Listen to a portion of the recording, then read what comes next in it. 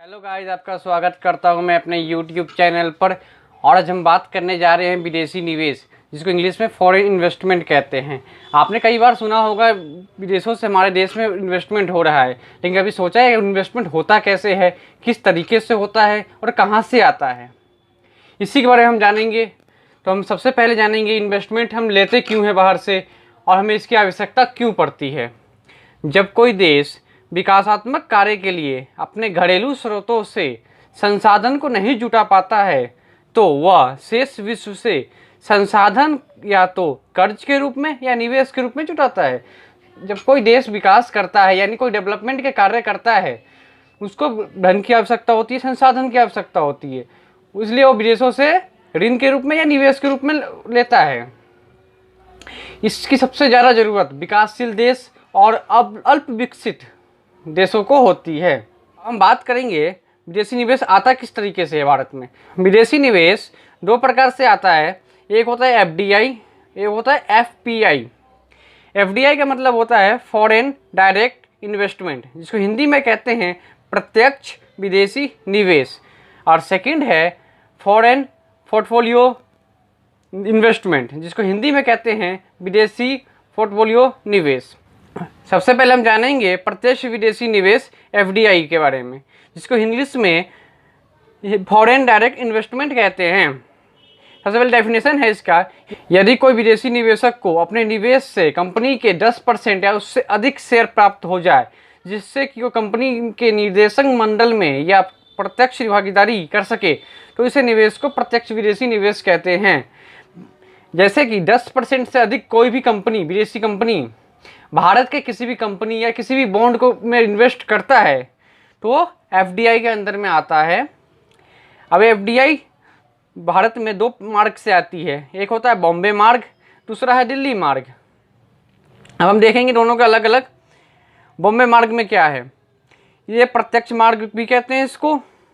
Second point, विदेशी निवेश करने के बाद 30 दिन के भीतर सूचना देना होता है। बॉम्बे मार्ग से जो भी एफडीआई हमारे भारत में आती है, वो पहले निवेश करती है, उसके 30 दिन के भीतर आरबीआई को ये बताना होता है मैंने इस कंपनी में निवेश किया है या हमने इतना शेयर्स इसके खरीदे हैं। ठीक है, इसमें पहले निवेश होता है, बाद में सूचना दी जाती है। थर्ड पॉइंट है इसका, इस मार्ग पर आरबीआई का नियंत्रण होता है, इस पर जो भी काम होता है वो आरबीआई के नियंत्रण में ही होता है।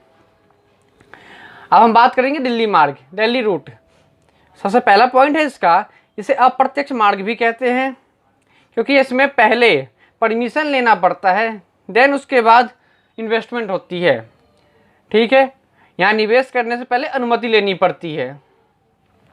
थर्ड पॉइंट है इसका, इस मार्ग पर FIPB foreign information promotion board का नियंत्रण होता है, जो वित्त मंत्रालय के अंदर में आता है।